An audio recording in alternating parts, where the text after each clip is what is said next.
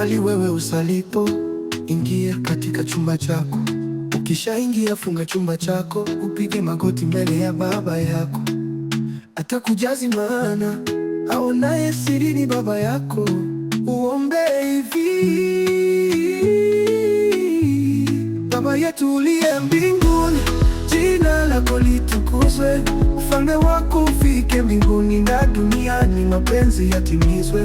Utupe leo riziki yetu, utusamehe makosa yetu kama tunavyowasamehe wenzetu, usituweke kwenye majaribu, bali utuepushe na yule mwovu. Amina.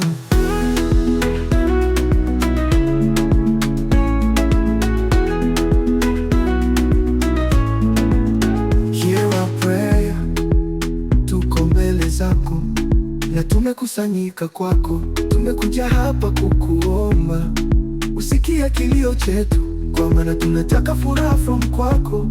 Usikie tukiomba.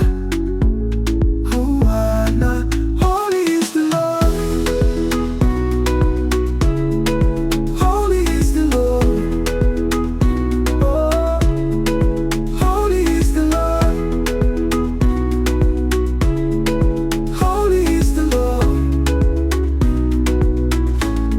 Baba yetu uliye mbinguni, jina lako litukuzwe, ufalme wako ufike mbinguni na duniani, mapenzi yatimizwe.